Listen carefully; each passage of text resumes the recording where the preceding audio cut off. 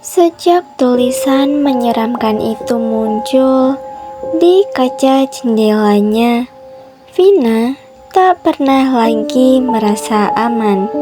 Bahkan di kamar penginapan yang terkunci rapat, ia merasa ada sepasang mata yang terus mengawasi. Malam-malamnya dipenuhi mimpi buruk.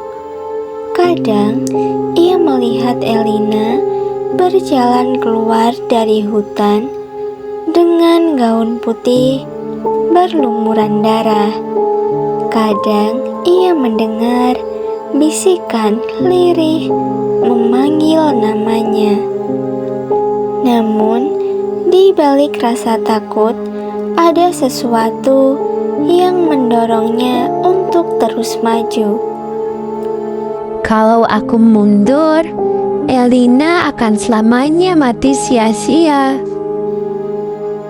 Pagi itu, polisi mengumumkan bahwa bukti-bukti mengarah semakin kuat pada Pak Lurah Sudarmo.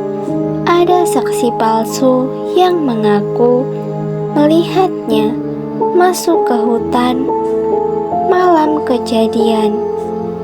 Warga desa makin yakin dan menuntut hukuman secepatnya. Vina menggenggam kertas catatan, temuannya erat-erat.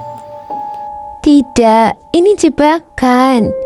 Semua bukti ini terlalu rapi, terlalu sempurna. Seperti ada seseorang yang sengaja mengadakannya ke Pak Lurah.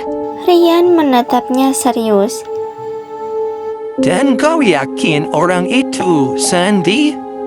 Vina mengangguk pelan. Ya, tapi aku tidak punya bukti konkret. Semua masih berupa firasat dan potongan aneh yang belum bisa kusatukan. Malamnya, Vina memutuskan kembali ke hutan. Meski Rian melarang, ia tahu hanya di sana ia bisa menemukan jawaban. Udara hutan terasa lebih dingin dari biasanya. Kabut menggantung di antara pepohonan, dan suara burung hantu terdengar panjang, menambah suasana mencekam.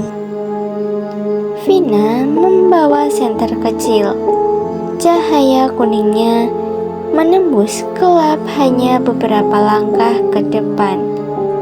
Di dekat pohon, tempat Elina ditemukan, Vina menunduk. Ada sesuatu yang mencolok. Kain robek berwarna merah tua, tersangkut di akar.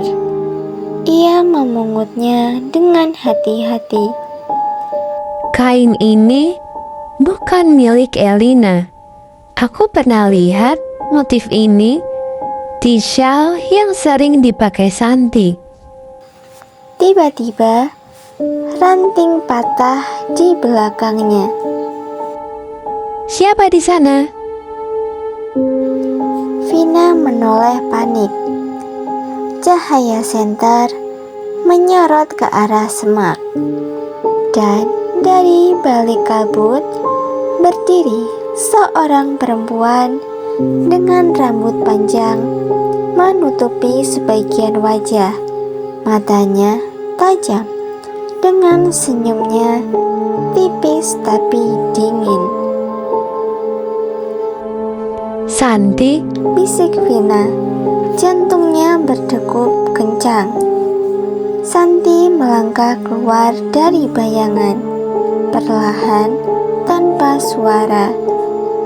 Ia menatap Vina dengan tatapan yang menusuk. Kau tidak tahu apa yang kau lakukan, Vina? Aku hanya mencari kebenaran. Jawab Vina dengan suara bergetar. Santi mendekat satu langkah. Kebenaran? Atau kau ingin mati seperti Elina? Vina mundur beberapa langkah, tapi Santi semakin maju. Kau tahu kenapa semua orang percaya Patlulah pelakunya? Santi tersenyum miring. Karena aku yang membuat mereka percaya. Vina ternganga. Jadi, benar kau yang menjebaknya. Santi menunduk sedikit. Suaranya lirih, tapi penuh ancaman. Kalau kau cerdas, jangan pernah ulangi kata-kata itu di luar hutan ini. Karena kalau kau melakukannya, aku pastikan kau akan jadi mayat berikutnya yang ditemukan di sini. Vina menahan nafas, tubuhnya gemetar.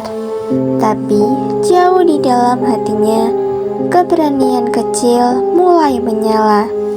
Ia sadar, malam itu ia baru saja mendengar pengakuan yang bisa mengubah segalanya.